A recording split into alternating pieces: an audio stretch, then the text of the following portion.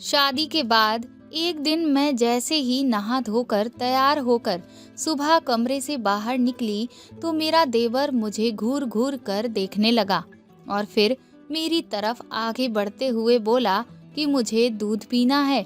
उसके मुंह से ऐसी बात सुनकर मैं बुरी तरह से घबरा गई। मुझे तो समझ ही नहीं आ रहा था कि आखिर इसे हो क्या गया है। वह मेरे करीब आता जा रहा था और मुझे बहुत ही अजीब नजरों से देख रहा था और बार बार यही रट लगाए हुए था कि मुझे दूध पीना है। उसे अपनी तरफ बढ़ता हुआ देख मेरे हाथ पैर कांपने लगे। मैं समझ नहीं पा रही थी कि अब मैं क्या करूं और वह लगातार जिद करता जा रहा था कि मुझे दूध पिलाओ। उसके बाद जैसे ही अचानक वह मेरे करीब आया और उसने मेरी तरफ अपना हाथ बढ़ाया, तभी मेरी ननद आ गई और उसे अपने कमरे में ले गई। ये सब देखकर मेरे दिमाग में बहुत ही गलत ख्याल आने लगे। मुझे तो समझ ही नहीं आ रहा था कि आखिर मेरा देवर मुझे देखकर इस तरह से क्यों बोल रहा था। तभी मेरी सास वहां आ गई और फिर उन्होंने मुझे जो बताया उसे सुनकर तो मैं चौंक गई। उन्होंने कहा कि मेरे देवर की दिमागी हालत ठीक नहीं है, बस इसी वजह से वह ऐसी हरकत कर बैठा। मेरी सास ने मुझे समझाया कि मैं अपने देवर की किसी भी बात का बुरा ना मानूं, क्योंकि वह तो दिमागी मरीज है, पर हम तो समझदार हैं। मैंने अपनी सासू माँ से कहा कि आप फिक्र मत करिए, मैं अपने देवर की किसी बात का बुरा नहीं मानूंगी। मैं मन में यही सोचने लगी कि इसी वजह से वह मुझसे इस तरह की बात कर रहा था, वरना कोई ठीक ठाक इंसान अपनी भाभी से इस तरह से कैसे बोल सकता है।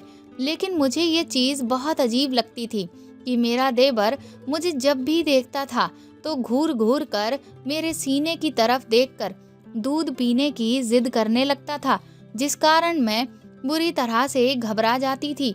लेकिन मैं खुद को समझाती थी कि मुझे उसकी इस बात का बुरा नहीं मानना है, क्योंकि उसमें ये समझ ही नहीं है कि किससे क्या कहना है और क्या नहीं। लेकिन मैं यही सोचती थी कि मेरा देवर मुझे देखकर इस तरह की जिद क्यों करने लगता है।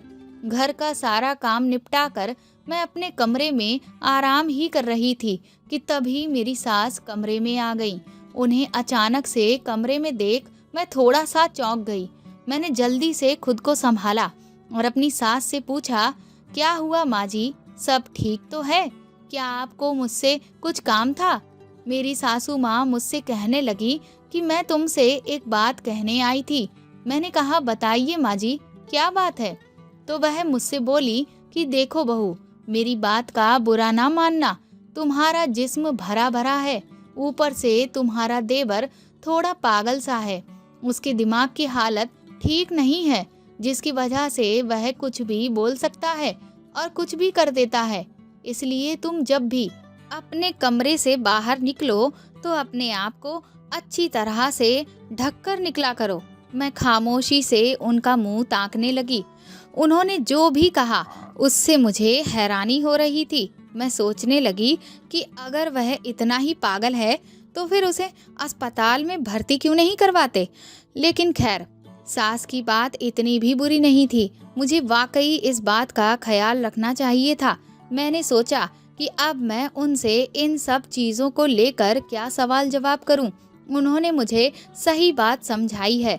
मुझे खुद अपने पहनने और उठने बैठने का ख्याल रखना चाहिए। उसके बाद मैं कोशिश करने लगी कि अपनी सास को कुछ भी कहने का मौका ना दूं। मेरा नाम नीलू है। मैं 26 साल की हो चुकी थी, पर अभी तक मेरे लिए कोई भी अच्छा रिश्ता नहीं आया था। और फिर जब एक पहला रिश्ता आया तो मेरी माँ ने उसके लिए हाँ कर दी और कोई ज़्यादा छानबीन भी नहीं करवाई, क्योंकि पिछले 2 सालों से मेरी शादी की बात किसी से बन ही नहीं रही थी। माँ को तो यहाँ तक ये लगने लगा कि शायद किसी ने मुझ पर कुछ जादू टोना करवा दिया है, जिसकी वजह से मेरी शादी की बात जहाँ भी चलती थी टूट जाती थी। इसीलिए इस बार इनकार करने का सवाल ही पैदा नहीं होता था। मैंने भी अपनी बूढ़ी माँ का ख्याल करते हुए इस शादी के लिए रजामंदी दे दी। मेरे ससुराल वालों को शादी की बहुत जल्दी थी और माँ ने भी हमारी हैसियत के मुताबिक ही जल्दी ही मेरी शादी कर दी।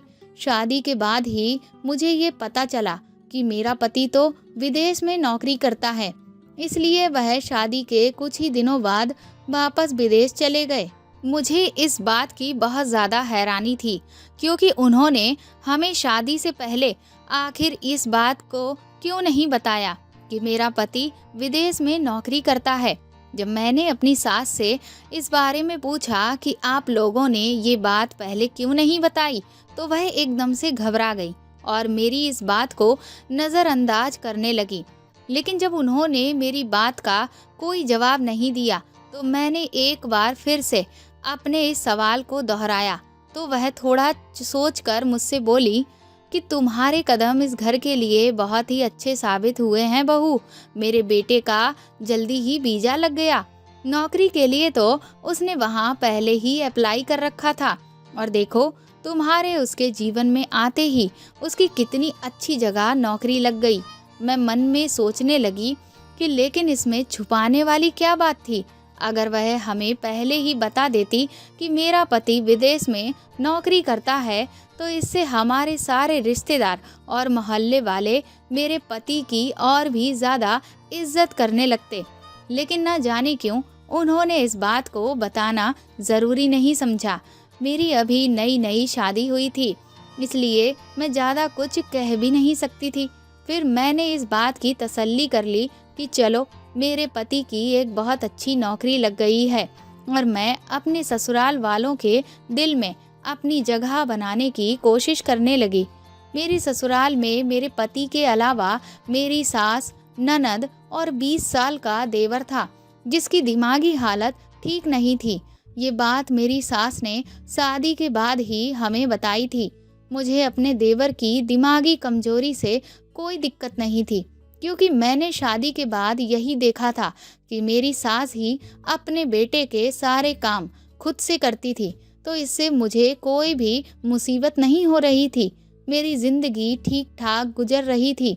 नंद से भी मेरी साधारण बातचीत हो जाया करती थी और पति से भी बात होती रहती थी। लेकिन जब से मेरा देवर मुझे अजीब तरह की नज़रों से घूर घूर कर ये कहने लगा था कि मुझे दूध पीना है, तब से मैं थोड़ा डर गई थी। एक दिन मेरी नंद और सास बाजार गए हुए थे और देवर आंगन में बैठा हुआ खेल रहा था। तभी अचानक से देवर के चीखने चिल्लाने की आवाज़ें आईं, तो मैं भागकर आंगन की तरफ गई और वहाँ का नज़ारा देखकर तो मेरे होश ही उड़ गए, क्योंकि मेरा देवर पूरी तरह से भीगा हुआ बैठा था और ज़ोर ज़ोर से चिल्ला रहा था। उसे इस तरह पानी में भीगा देखकर मैं परेशान हो गई कि आखिर अब मैं क्या करूं। तभी उसे छींकें आने लगी। मौसम के बदलाव की वजह से शायद उसे ठंड लग रही थी। मैंने सोचा सास भी इस वक्त घर पर नहीं है, और अगर देवर बीमार पड़ गया तो वह तो यही सोचेंगी कि मैं उनकी पीठ के पीछे उनके बेटे का ख्याल भी नहीं रख पाई। इसलिए मैं तुरंत ही भागकर तौलिया लेकर आई। देवर उस वक्त भी चीखता ही जा रहा था। मुझे तो समझ ही नहीं आ रहा था कि मैं उसे शांत कैसे कराऊं। उसके करीब जाने में मुझे बहुत घबराहट सी महसूस हो रही थी, लेकिन मेरे पास उस वक्त और कोई चारा भी नहीं था। इसलिए हिम्मत करके मैं उसके करीब गई और तौलिए से उसका सर पोंछने लगी। तभी अचानक से देवर ने मेरा हाथ पकड़ लिया। उसकी इस हरकत से मैं बुरी तरह से घबरा गई। मैं उसकी गिरफ्त से अपना हाथ छुड़ाने की कोशिश करने लगी, लेकिन वह मेरा हाथ छोड़ने को तैयार ही नहीं था। उसमें ना जाने इतनी ताकत कहाँ से आ गई थी। मेरी तो सांस फूलने लगी थी। वह मेरा हाथ पकड़े पकड़े ही मेरे और करीब आने लगा। मुझे कुछ भी समझ नहीं आ रहा था कि मैं अब क्या करूं। तभी मेरी सास और नंद बाजार से वापस आ गईं। जैसे ही मेरी सास ने देवर को मेरे साथ ऐसा करते देखा, उन्होंने तुरंत ही मेरा हाथ देवर के हाथ से छुड़ाया। मैं जल्दी से भागकर अपने कमरे में चली गई और जाते ही कमरा अंदर से बंद कर लिया। अपने देवर की इस हरकत की वजह से मैं बहुत ज़्यादा शर्मिंदगी महसूस कर रही थी। मैं कमरे में आराम से बैठकर गहरी सांस लेते हुए अभी जो कुछ भी हुआ उसे सोचने लगी कि आखिर देवर ने मेरे साथ ऐसा क्यों किया। मुझे समझ नहीं आ रहा था कि वह मेरे साथ ऐसा बर्ताव क्यों करता है, लेकिन मैं देवर को भी कसूरवार नहीं ठहरा सकती थी क्योंकि उसकी दिमागी हालत तो ठीक ही नहीं थी। मैं अपने बेड पर बैठी अभी यही सब सोच ही रही थी कि तभी मेरी सास मेरे कमरे में आई और मेरे पास बैठकर मेरे सर पर हाथ रखकर बोली, बहू, मैं जानती हूँ बाहर जो कुछ हुआ उससे तुम घबरा गई हो, लेकिन तुम परेशान मत हो। देखो, मेरा बेटा पागल नहीं है, वह दिमागी तौर पर थोड़ा कमजोर है, इसलिए तुम उसकी इस हरकत का बुरा मत मानना। उसे इस बात का ख्याल ही नहीं होता कि वह क्या कर रहा है, वह खुद का ख्याल भी नहीं रख सकता, लेकिन तुम उसे कभी गलत मत समझना। सास की बात सुनकर मैं खामोश हो गई, लेकिन मुझे बहुत ही बेचैनी सी हो रही थी। मैंने उनसे कहा कि आप फिक्र मत करिए, मैं बुरा नहीं मानूंगी, लेकिन मैं मन ही मन सोचने लगी कि अब मैं पूरी कोशिश करूंगी कि मैं अपने देवर से दूर ही रहूं और उसके सामने कोई ज़रूरी काम हो तभी जाऊं, वरना नहीं। लेकिन तभी मेरी सास बोली कि तुम अगर मेरे बेटे के साथ ज़्यादा से ज़्यादा समय बिताओगी तो देखना, वह तुम्हारे साथ इस तरह की कोई भी हरकत नहीं करेगा, बल्कि तुमसे भी दोस्ती कर लेगा। मुझे अपनी सास की ये बात समझ नहीं आ रही थी। वह कहने लगी कि मैं चाहती हूँ कि अब तुम मेरे बेटे का ज़्यादा से ज़्यादा ख्याल रखो। मेरी भी अब उम्र हो गई है, तो मुझसे अब उसका ज़्यादा ख्याल रखा नहीं जाता। उनकी बात सुनकर मेरे चेहरे का रंग उड़ गया। वह भी समझ गई कि मैं डर रही हूँ, तो वह कहने लगी कि तुम फिक्र मत करो, मैं अपने बेटे की पूरी जिम्मेदारी तुम पर नहीं डाल रही हूँ। बस इतना कह रही हूँ कि तुम भी उसका ख्याल रखो जैसे मैं रख रही हूँ। मैं अपनी सास से इनकार नहीं कर पाई। मैंने कहा, ठीक है माँ जी, अब से अपने देवर का ख्याल मैं ही रखूंगी। तो वह बहुत खुश हो गई। फिर वह कहने लगी, तो फिर मैं उसके सारे कपड़े तुम्हारे कमरे की अलमारी में रखवा देती हूँ, वह आज से तुम्हारे साथ ही लेटेगा। ये सुनकर तो मेरे पैरों तले जमीन ही खिसक गई। अब तो मेरे दिल की धड़कनें बहुत तेज हो गईं। मैंने तुरंत ही अपनी सास से कहा कि आप ऐसा मत करिए, क्योंकि मैं रात में बहुत गहरी नींद में सो जाती हूँ और अगर उस वक्त मेरे देवर को किसी भी चीज़ की ज़रूरत हुई तो मुझे तो होश ही नहीं होता जो मैं उसका ख्याल रख सकूं। इसलिए उसे आप ननद के कमरे में ही सोने दीजिए, दिन भर मैं उसका ख्याल रख लिया करूंगी। मेरी सास ने मेरी इस बात में हामी तो भर दी, लेकिन उनका चेहरा देखकर लग रहा था कि वह मेरे इस फैसले से खुश नहीं थी। मुझे तो समझ ही नहीं आ रहा था कि वह अपने पागल बेटे की जिम्मेदारी मेरे ऊपर न जाने क्यों डाल रही हैं। अगले दिन से मेरी सास देवर को मेरे कमरे में बेड पर बिठा गई। मैं जब कमरे में आई तो वह बैठा खेल रहा था। मैंने पहली मर्तबा अपने देवर को ध्यान से देखा। मेरा देवर काफ़ी अच्छी हेल्थ का था। अगर वह दिमाग से बीमार ना होता तो वह एक बहुत ही खूबसूरत मर्द था। मैं अभी उसे गौर से देख ही रही थी कि तभी देवर ने भी मेरी तरफ देखा और उंगली से मेरी तरफ इशारा करते हुए कहने लगा, मुझे दूध पीना है। उसकी ये बात सुनकर मुझे शर्म सी महसूस हुई और मैंने अपना साड़ी का पल्लू ठीक किया। तभी मेरी सास कमरे में आ गई तो मैंने उन्हें बताया कि ये मुझे देखते ही इस तरह की जिद करने लगता है। लेकिन न जाने क्यों मेरी सास के चेहरे पर एक अजीब सी चमक आ गई। वह कहने लगी, नहीं बहू, तुम ये कैसी बातें कर रही हो? मेरे बच्चे को तो खुद अपना ही होश नहीं है, तो वह तुम्हारे बारे में कुछ गलत कैसे सोच सकता है? तुम्हें ज़रूर कोई गलतफहमी हुई है। अब मैं आखिर अपनी सास से क्या कहती? उनकी नज़र में तो उनका बेटा बहुत मासूम था। अगली सुबह जब मैं नाश्ता लेकर ननद के कमरे में उसे देने के लिए गई तो मैंने देखा कि मेरा देवर नंद के बिस्तर पर बिना कमीज पहने पेट के बल लेटा हुआ था। ये देखकर मेरे पैर वहीं जम गए और मुझे पसीना आने लगा। उस वक्त मेरी नंद कमरे में नहीं थी।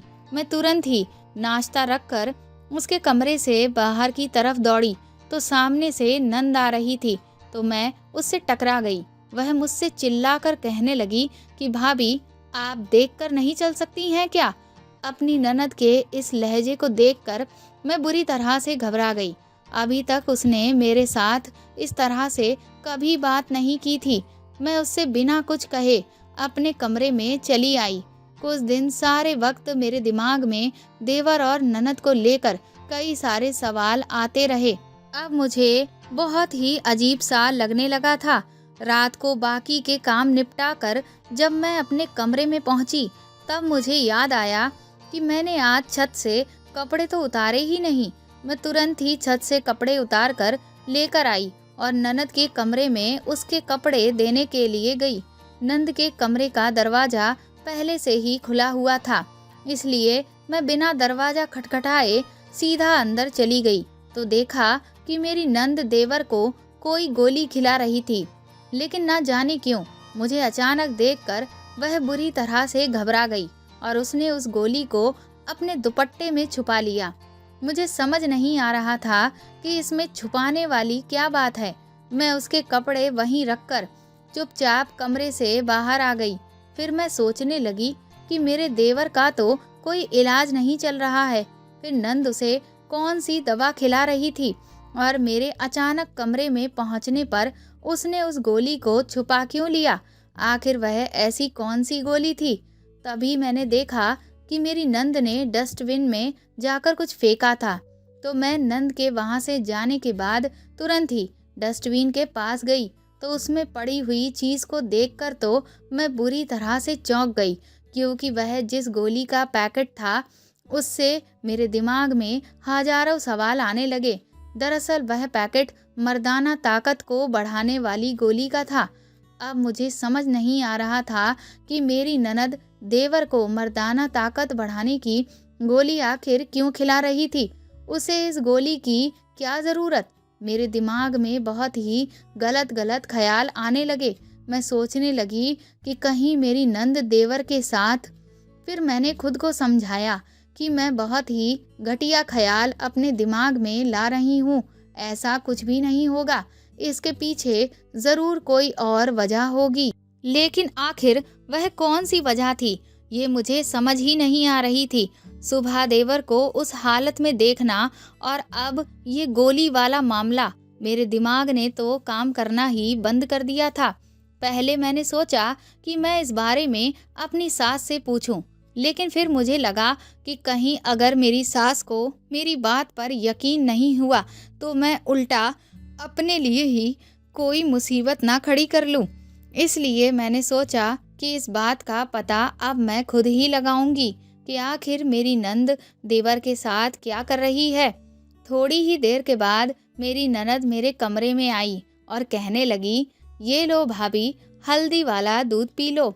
मैंने उसे सवालिया नज़रों से देखा तो मुस्कुराकर कहने लगी, वो दरअसल आजकल मौसम बदल रहा है, जिसकी वजह से सर्दी जुकाम जल्दी हो जाता है, तो मैंने सोचा कि रात को हल्दी वाला दूध पीना फ़ायदेमंद रहेगा। मैं अपने लिए दूध बना रही थी तो सोचा आपके लिए भी बनाकर ले चलूं, बस इसीलिए ले आई।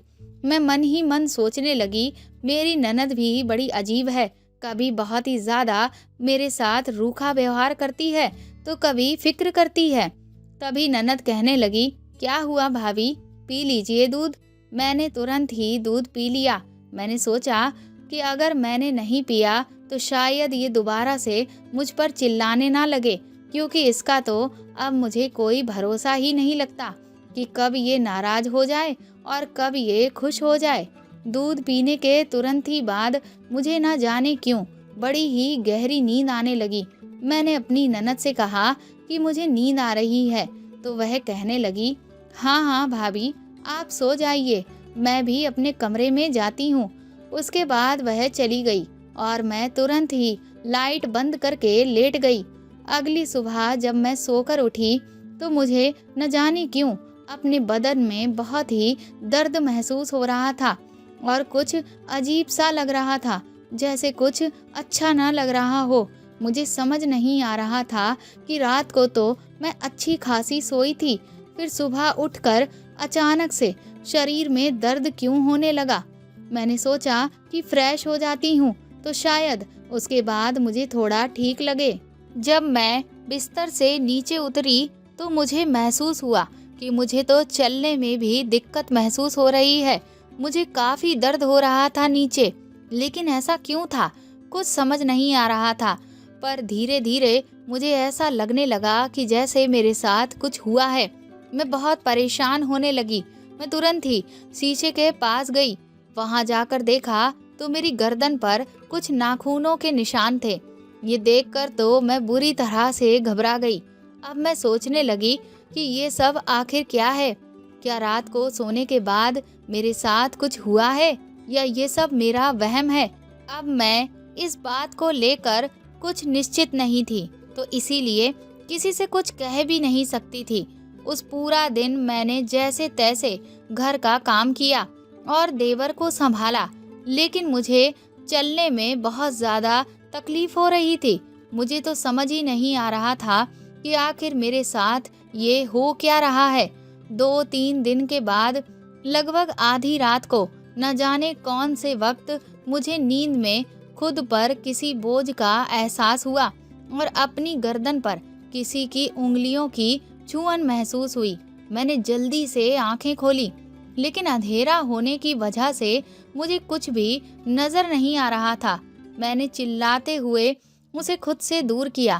तब मुझे अपने ऊपर से वह वजन हटा हुआ लगा।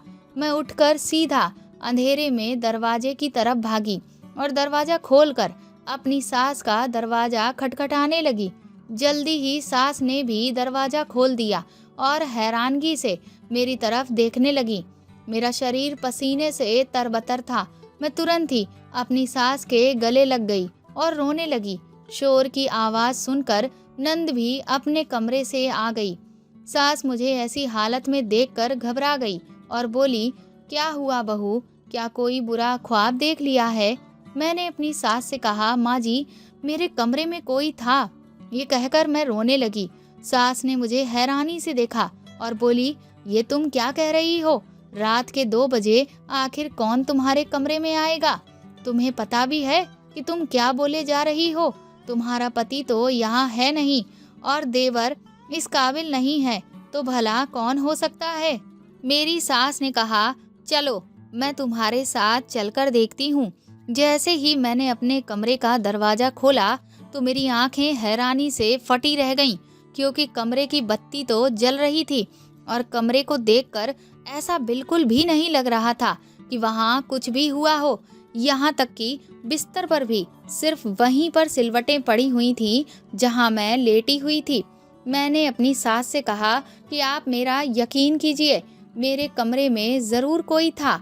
मेरी सास ने नंद की तरफ देखकर कहा, अगर यहाँ कोई था तो तुम बताओ कौन था, क्या तुमने उसे देखा था।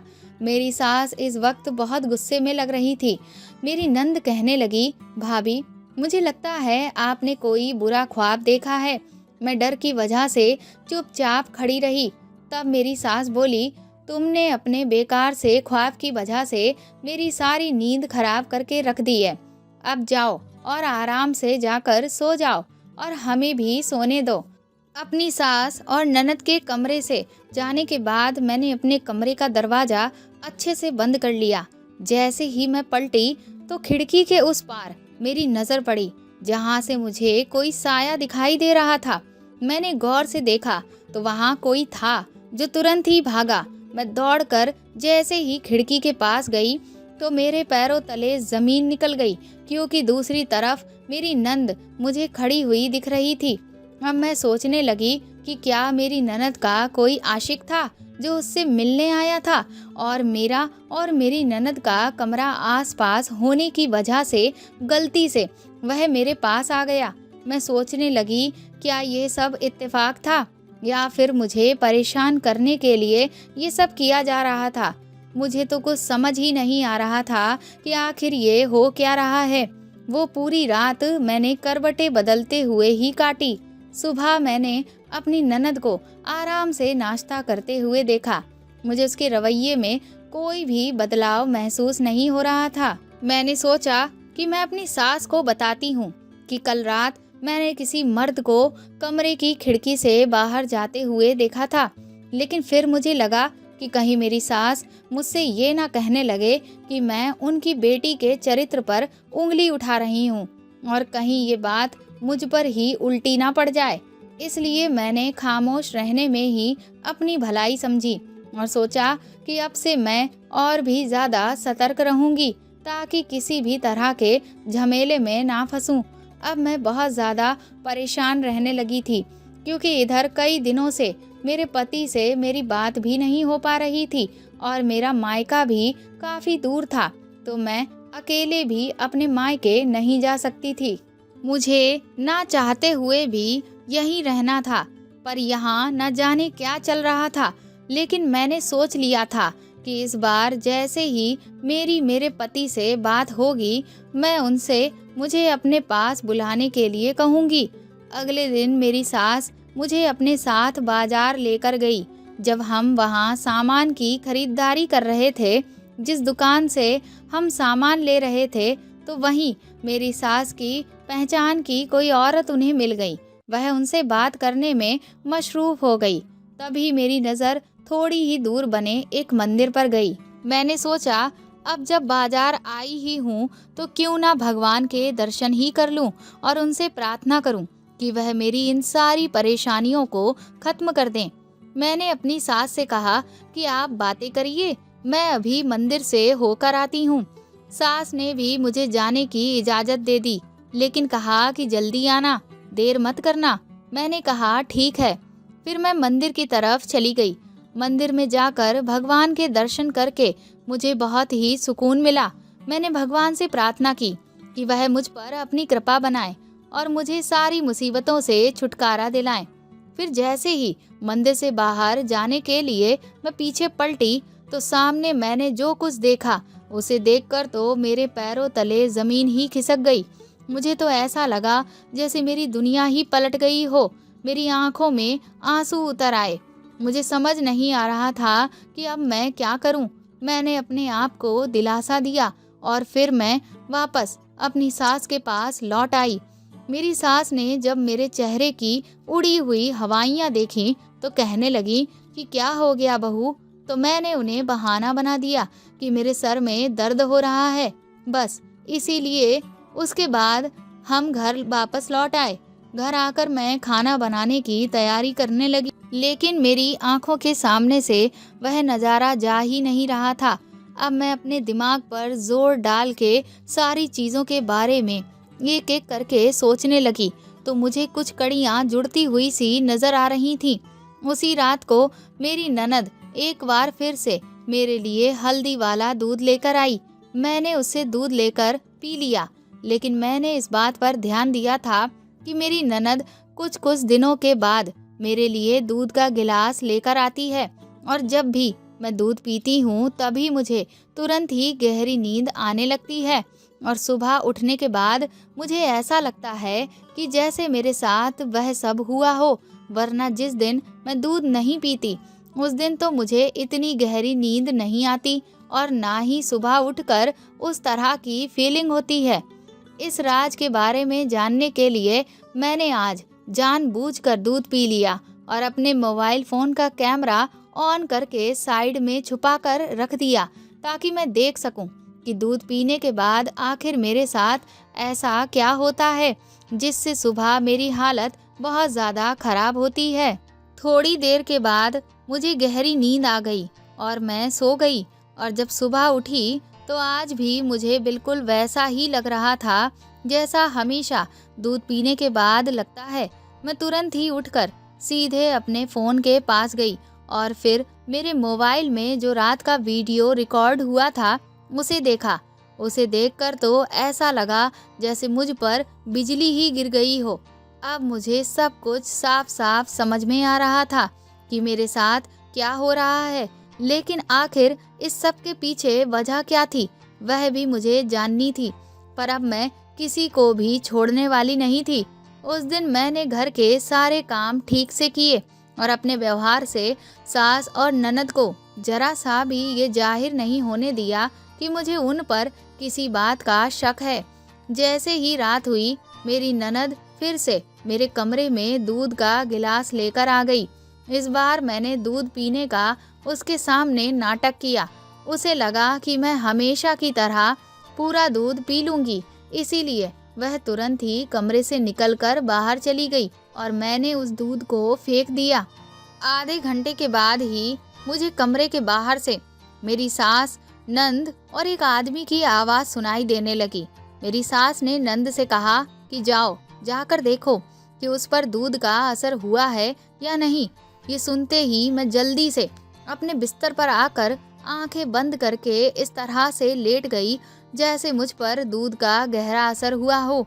मेरी ननद मेरे करीब आई और उसने बड़ी ही बेदर्दी से मेरा मुंह पकड़कर इधर उधर घुमाया। मुझे उस वक्त काफ़ी दर्द हुआ, लेकिन फिर भी मैंने उस दर्द को बर्दाश्त किया और ऐसा ही दिखाया जैसे मैं बेहोशी की हालत में सो रही हूँ। नंद ने तुरंत ही जाकर सास को ये खबर दी। वह तुरंत ही कमरे में आई और कहने लगी, इस लड़की के लिए न जाने कितने पापड़ बेलने पड़ रहे हैं, पर अभी तक हम जो चाहते हैं वह हमें मिल ही नहीं पा रहा। तभी मेरा देवर मेरी तरफ आगे बढ़ा और उसने जैसे ही मुझे हाथ लगाया, मैंने अपनी आंखें खोल दी और खींच के उसके गाल पर एक तमाचा मारा।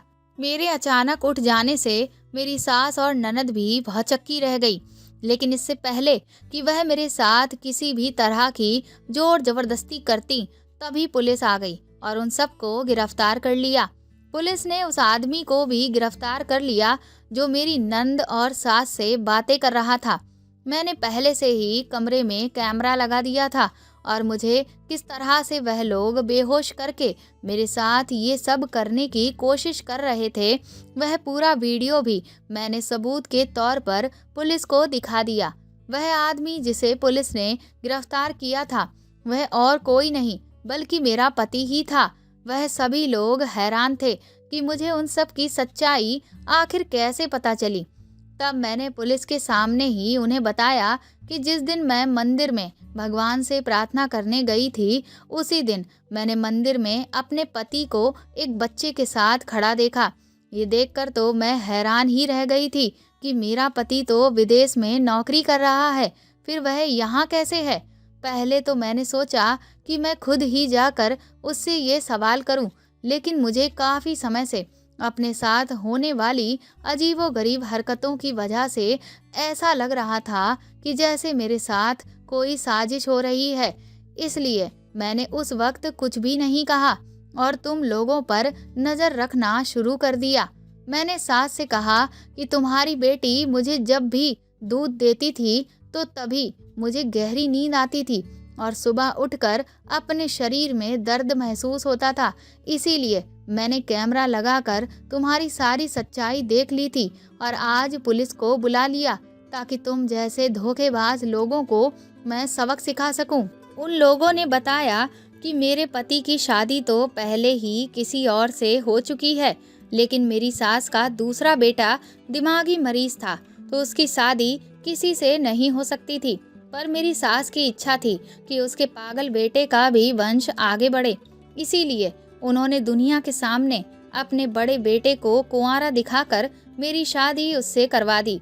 लेकिन बच्चा वह मुझसे अपने पागल बेटे का पैदा करवाना चाहती थी, इसीलिए विदेश का बहाना बनाकर अपने बड़े बेटे को उसकी पत्नी के साथ कहीं दूसरी जगह रहने के लिए भेज दिया और यहाँ मुझे नशीला दूध पिलाकर देवर से मेरे साथ वह सब कुछ करवा रही थी जिससे उनका वंश आगे बढ़ सके। पुलिस उन सभी को गिरफ्तार करके ले गई। मैं अपने घर वापस लौट आई और अपने पति को तलाक दे दिया। मेरी माँ ने 2 साल के इंतज़ार के बाद मेरी दोबारा शादी करवा दी। इस दौरान माँ को बहुत सारी परेशानियों का सामना करना पड़ा था क्योंकि तलाकशुदा होने की वजह से सब मुझे ही गलत समझते थे। लेकिन पापा के गांव के दोस्त जब घर आए तब उन्होंने सब जानने के बाद माँ से अपने बेटे के लिए मेरा हाथ मांग लिया। उनके बेटे की पहली शादी शहर की लड़की से हुई थी जो बहुत ज़्यादा मॉडर्न थी, इसीलिए उसने आज़ादी के नाम पर उनके बेटे से तलाक ले लिया। मैं अपनी दूसरी शादी से भी बहुत डर रही थी क्योंकि मेरा पहला तजुर्बा बहुत ही बुरा गया था। लेकिन शादी के बाद अपने पति का व्यवहार देखकर मुझे ये समझ आ गया था कि इस दुनिया में अगर बुरे लोग हैं तो अच्छे लोग भी हैं। बस सभी से मेरी यही गुजारिश है कि पैसों की चकाचौंध देखकर आंखें बंद करके अपने बच्चों के रिश्ते तय ना करें, बल्कि अच्छे से जांच पड़ताल करने के बाद ही अपने बच्चों के जीवन साथी का चुनाव करें। तो दोस्तों, आपको ये कहानी कैसी लगी हमें कमेंट करके ज़रूर बताएं और प्लीज़ इस कहानी को ज़्यादा से ज़्यादा शेयर और लाइक करें। अगर आप चाहें तो मुझे सुपर थैंक्स भी दे सकते हैं। साथ ही आप चैनल पर नए हैं तो सब्सक्राइब करके बेल आइकन को ज़रूर दबा दें ताकि आगे भी मैं आपको ऐसी ही अच्छी कहानियाँ सुनाती रहूँ। Thank you.